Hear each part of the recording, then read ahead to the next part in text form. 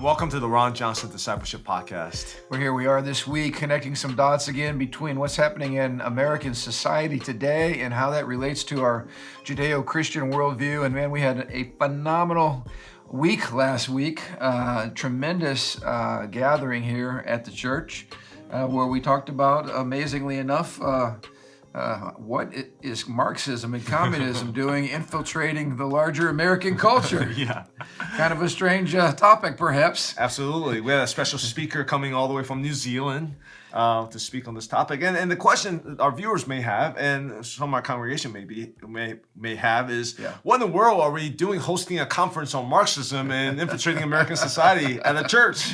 And I think that's a great question. And it really gets back to this podcast because our burden every week is to really let people know that Jesus is Lord of all. Yeah. And so, and I think, what's interesting, and we find this to be true, there is a growing surge of interest and people who are hungry for answers as to what in the world is going on in the United States of America, today.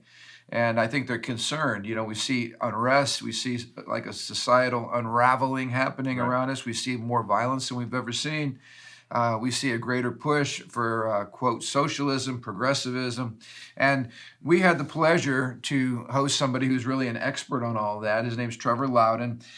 He wrote a book, multiple books, but one of his books was called Enemies Within, Communists, Socialists, and Progressives in the U.S. Congress. And he basically has spent about 30 years documenting policy initiatives that really come out of China and they get embraced by leftist groups and then get pushed, through our Congress. And we're seeing more and more of that, and I think people are concerned. And so this event, we had probably 300 folks roughly at our church that night, which was amazing. And we did an interview intentionally to rebroadcast over this podcast. In fact, over the next 3 episodes, which release every Thursday, we're going to break down that interview basically into 3 different chunks. Today, we're going to show you the first third of that interview where he really gets into Marxist infiltration in America. And I think you're going to find it incredibly... Especially in the churches. Yeah, and we end with talking about the church. Yeah, absolutely. Yeah. And I think you're going to find it incredibly insightful.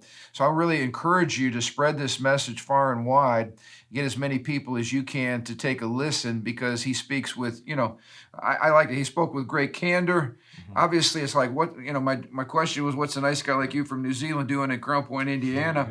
But there's a real passion in his heart. Right. And he really feels like this is an assignment and really a mission because he believes America is a great nation, as we believe, and that if America goes, so goes the rest of the world. I thought it's just a little glimpse into the podcast. He made a point of, everyone's got blind spots. And sometimes the best person to point your blind spot is not the person living in your seat. It's the people from the outside perspective. Yeah. And he brings a perspective from a different country who looks at America and says, if America falls, the world falls. Yeah. And he's doing this really to protect his own country, but he's able to bring an outside perspective to see what's really happening. I thought that was very valuable. No, you're exactly right. I appreciate folks outside of our context that can look at what's going on from, like you said, a different vantage point and really help us to awaken our culture. So we hope that happens for you. So we're going to go ahead now and introduce Trevor Loudon. This was on July the 7th of 2021 here at Livingstone's Church in Crown Point, Indiana. We hope you'll enjoy it. And then before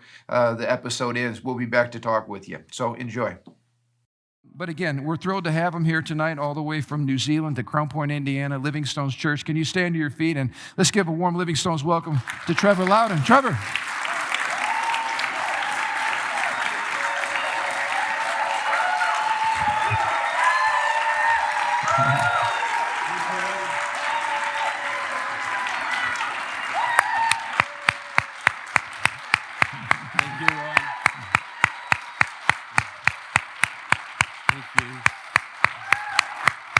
Amen.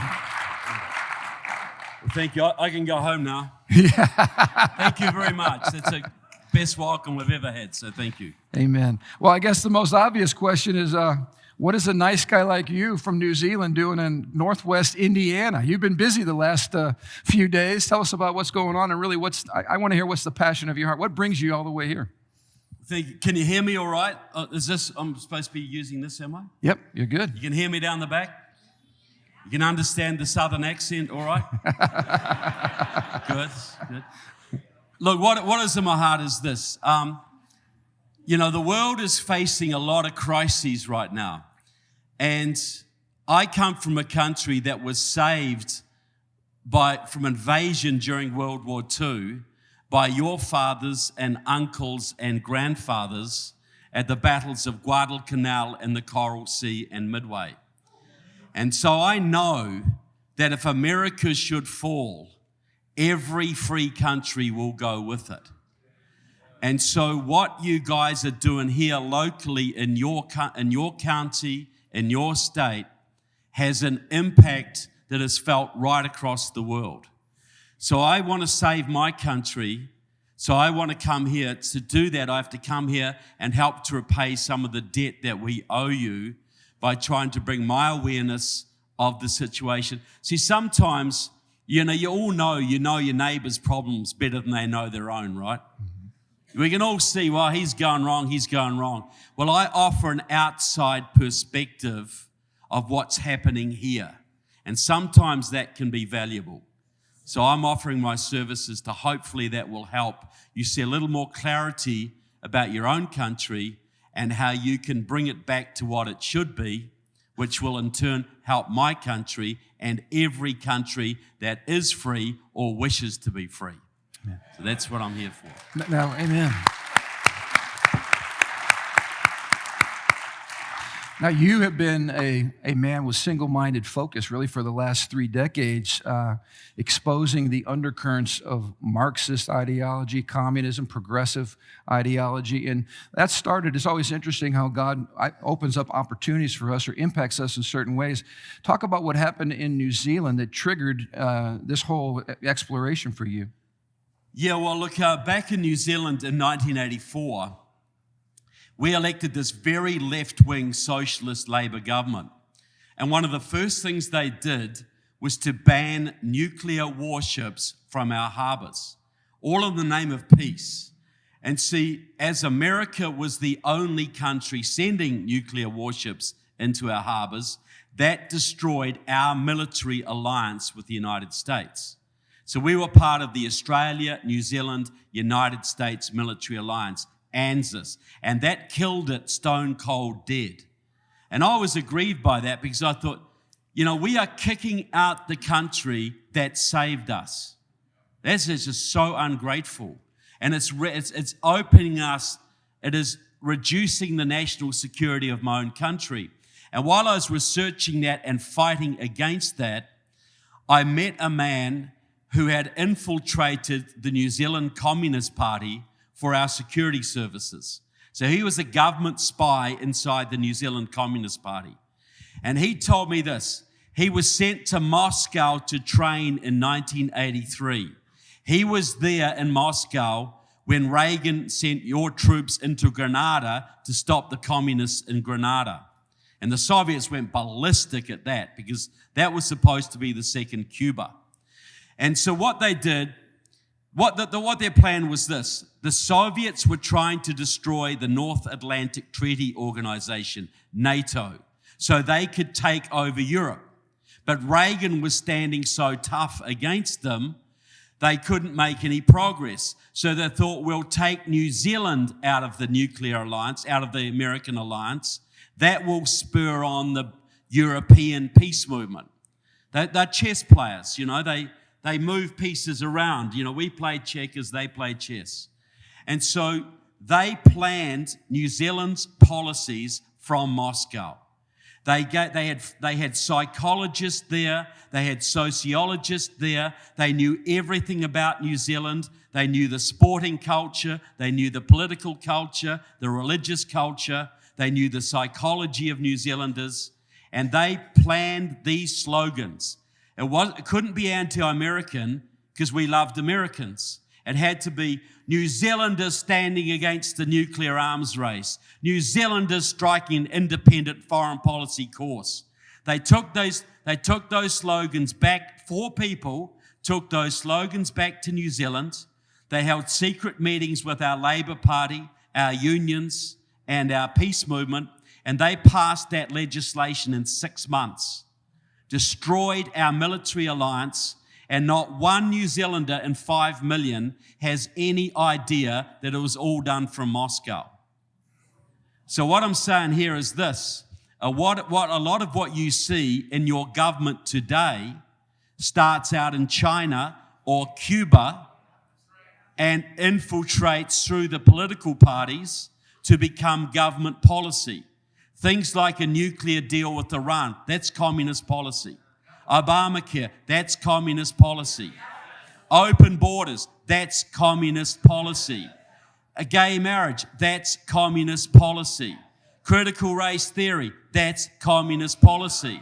So all of these things are being pushed into the mainstream by the communists, and most Americans have no understanding what these things are designed to achieve. They tell us critical race theory is for racial reconciliation. It is to divide and destroy the country in preparation for revolution. That's all it's for. Yeah. So I've got that knowledge. I want to impart that knowledge. Now, in your book, Enemies Within, the subtitle here is Communists, Socialists, and Progressives in the U.S. Congress. Now, you document here over 50 years of infiltration that's taken place by radicals and sympathizers, what the communists call useful idiots. And we probably all have people that come into our mind when we think about that term, useful idiots, probably more than one in our Congress today. But how did all this happen? And in your book, I mean, you give a listing, kind of a who's who of current politicians that are compromised, at least by Marxism or by the communists. Yes. Look, back in the 60s, you had JFK, who stood strongly against communism. Very, very strongly. But in the 1970s, they had a thing called the Church Commission, because some of the intelligence agencies had been caught doing things they shouldn't have been doing. And so the Church Commission was led by Frank Church, this very left-wing senator from Idaho. And they gutted the U.S. intelligence agencies. They had done some things they shouldn't have done, but they virtually destroyed them. They gutted them. They exposed hundreds of American agents to the communists who ended up getting executed or put in jail. They intimidated, the CIA turned into a useless organization. The FBI leadership was gutted and was then taken over by leftists. So for the last 25 to 30 years, there's been no effective counterintelligence in this country. But here's the kicker. Now, that wasn't so bad back then, but has anybody here ever had to undergo a security check, a background check for a government job or military position? Okay? Now, it's true they're pretty rigorous, right? They'll check your family background. They might interview your pastor. They want to know your financial situation and if you've been to any strange foreign countries. Because one traitor can cost you a battle. One traitor can cost you your country. Yeah. You imagine had Benedict Arnold been successful when he tried to betray George Washington during the Revolutionary War, how different your history would have been. But what it did, now there are no background checks at all in Congress. None. Zero, zip. There are no background checks in the Senate.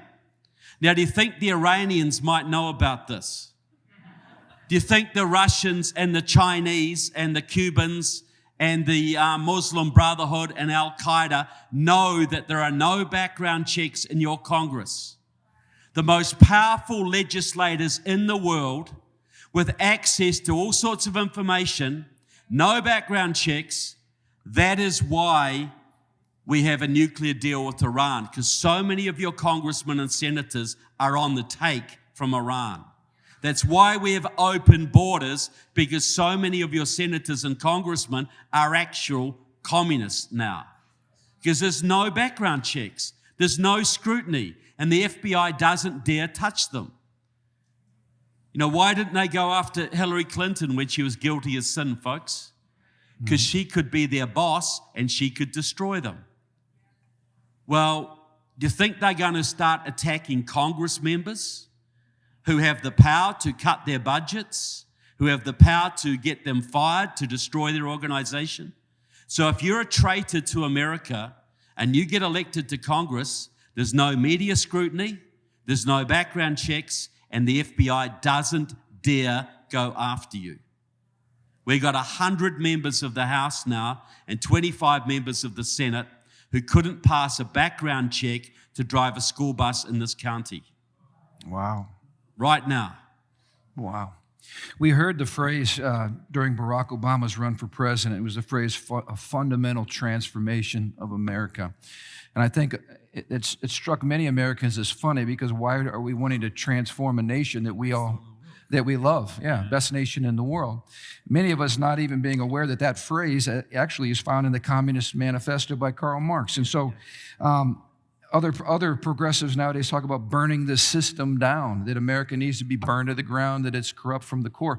When we hear these words like Marxism, but what does that fundamental transformation look like? What are they really after? Why do they hate things like capitalism? And what are they trying to accomplish? Well, you think about this, why did this famous poem by Milton, and he talks about why Satan left heaven. Because he'd rather rule in hell than serve in heaven. He's such an egomaniac, he'd rather have his own kingdom in hell than serve at the side of God. Mm-hmm.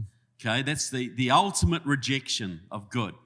Well, communism is not about sharing the wealth or fairness or equity. It is about concentrating all wealth and all power in a very few hands. People say, communism's always been a failure. No, it hasn't. You look at the head of North Korea. He's got all the Porsches and Lamborghinis he would ever want. He's got everything he would ever want. His people are starving. That's successful communism. Fidel Castro was a multi-billionaire. Vladimir Putin is a multi-billionaire. They have done very well out of communism. But the stupid communists, the lower level ones, they actually believe that communism will be better. They think it will be a better society. And this is the thing. Why did communism fail in Russia, that you'll say? Well, it failed because America drove Russia to bankruptcy. Why did communism fail in Cuba? Because America starved Cuba with its embargoes. Why did it fail in Venezuela? Why are the people starving? Because America has been sabotaging it. So if you want world communism, you gotta get rid of America. America is holding back global progress. See, the old days, the communists would talk about the brotherhood of man and we're gonna have a great future.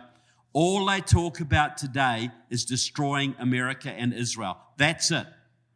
That's it. They don't have a plan beyond that. They just want to destroy America and Israel, because then there is no impediment to their power. We are what is standing in their way. And it is motivated by that same thing. They would rather rule in hell than serve in heaven. Some people are so egotistical and so narcissistic, they just want to be the boss. And they don't care what happens to anyone else, as long as people fawn to them and worship them and do what they're told. Well, Marxism has an unholy trinity of property, religion, and marriage. Three things Marxists hate: property, religion, and marriage. Yeah. And I think we see literally a full frontal assault on all three of those areas today. Can you touch on some of those? And this might be some of the hot topic buttons that we get into as this fleshed out a little bit. Well, look, we were given three institutions to rule ourselves by, to prosper by, and that was the church, that was the family, and civil government, right?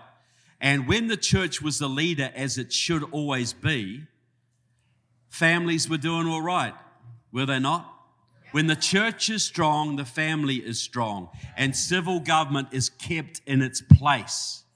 When the church abdicates its responsibilities, the families fall into decay, and the government fills the vacuum, which is what we're seeing now.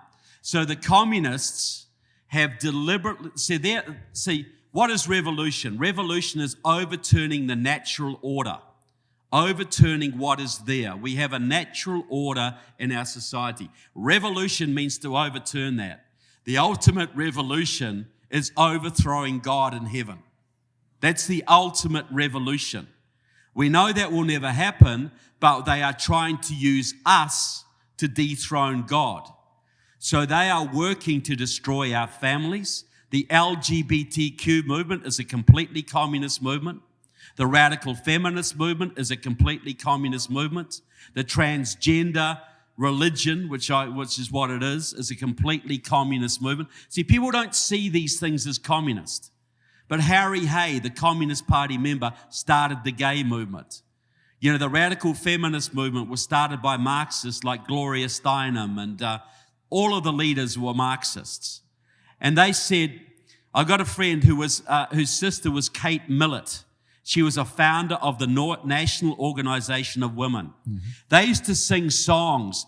How do we bring down America? We destroy the patriarchy. How do we destroy the patriarchy? We promote homosexuality, prostitution, abortion, and promiscuity. They would actually chant this stuff. So the family is under massive attack. The church is under massive attack, both externally and internally, which is what my movie is about. Yeah. And that is manifesting in our civil government. You know, Andrew Breitbart, the great great journalist, used to say, he would say, politics is downstream from culture. If your politics is in trouble, it means your culture is in trouble. But he could have added, culture is downstream from religion. So if your politics is a mess and your culture is a disaster, what is that telling you about the state of your religion? Because there's a natural flow. Can we pause right there? You know, when I saw you were doing this special video project coming out on the church, of course, my attention was piqued on that. What are you seeing when you look at America and the current weakness in America? And you just hit the nail on the head. It really comes back to the pulpit. It comes back to what we're doing in our local churches, what we're not doing. Talk about that project a little bit. What's the goal of the project? What are you trying to accomplish? What are you sharing with us? Well, you've heard of the woke movement, right? The woke church. Well, the woke church has got both eyes closed because the woke church is a Marxist movement. And it's Marxism, it's political correctness, which is cultural Marxism, masquerading as Christianity. But every week in this country, some young person or an older person decides, I lack direction in my life. I lack a spiritual foundation. I'm going to go to church. So they go to the nearest church they can find. And they have a pastor who tells them all about critical race theory, all about white privilege, all about ending global warming and social justice, and gay marriage is wonderful. And they think that's Christianity. So they've been led into these churches every single week because nobody is standing up and saying that is not Christianity, that's Marxism with a few Christian words scattered on it for respectability. So we're doing a movie, Enemies Within the Church, which is going to trace the communist infiltration of the churches, which started in the 1920s. So if you look at America, this is the first country in the world that was founded on the principle that your rights come from God, not the government. Okay?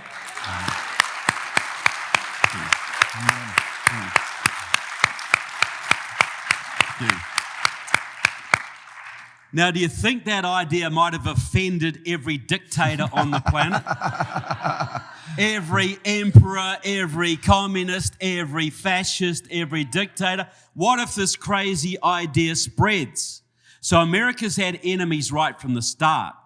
But the communist movement, which is really a scientific form of Satanism, really, they started infiltrating the American churches before the Bolshevik Revolution. The first communist front in America was the Methodist Committee for Social Action. And they got in the 1920s, the Communist Party told their members to go back to the church of their childhood. If you're Episcopalian, go back to the Episcopalian church. If you're Baptist, go back to the Baptist church. Not to get religion, but to use the church to promote socialism. The biggest suckers, I had a friend who was a big communist. He said the biggest suckers in the 1920s for communist fronts were Protestant clergymen. It's a sad commentary, but that's the fact. They took over most of the mainstream churches, but they couldn't get the evangelicals and the Baptists because they were Bible-believing, pretty strict, pretty, you know.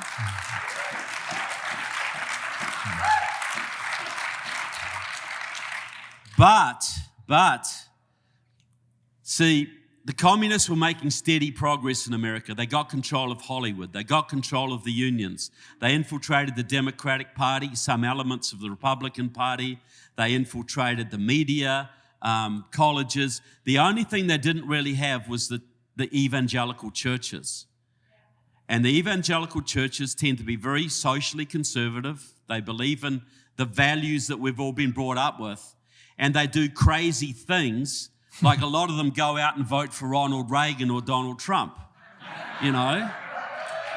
So, you know.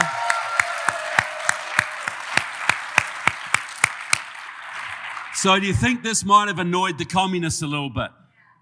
So in the last 15 years, through groups, and groups that people you might respect, people like the Gospel Coalition, the Ethics Commission of the Southern Baptists, there's been a concerted effort to get Marxism into those institutions, to basically bring Christianity into a more left-wing direction in this country.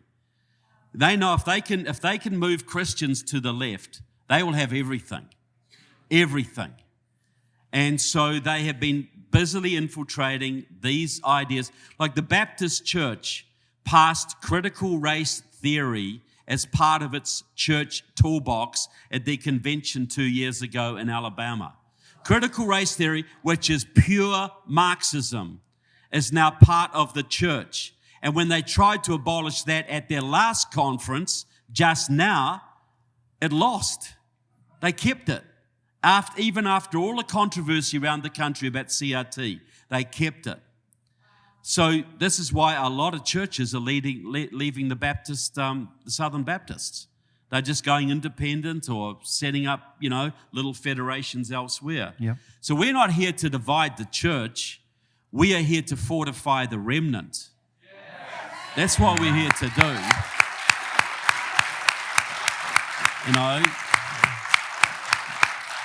Because America will only be saved by the churches. And whether you're an atheist, an agnostic, or a Christian, or Jewish, or whatever you are, you should want the American churches to be in good shape. Yeah. Because if the American churches are in good shape, your society is in good shape. Your politics will be in good shape. Yeah. It all flows through. Yeah. So the movie is designed to give people an idea of what the bad guys are doing through the church so they can be more discerning about where they go. Look, it's no point coming to a meeting like this on a Wednesday night and going to a communist church on Sunday. It ain't going to do you a lot of good, people. The Bible says Satan comes like an angel of light, and I find it interesting that the communists use something like peace to break up an alliance with the United States and New Zealand. We care about injustice. That's a biblical word. We care about justice, but we twist it and pervert it to cause division and separation. We see this over and over again. What advice would you have if you're sitting next to a pastor here tonight? If you could give me the last 10%, what would be your plea if I'm representing pastors in America? What would you have to say to us? I would say, don't forget there's an Old Testament. Don't forget law came before the love, right? And if we don't have law, if you don't have the 10 Commandments, you don't have law, if you're not willing to stand on those things, any love you give will be pretty darn superficial. Yeah, come on. You know?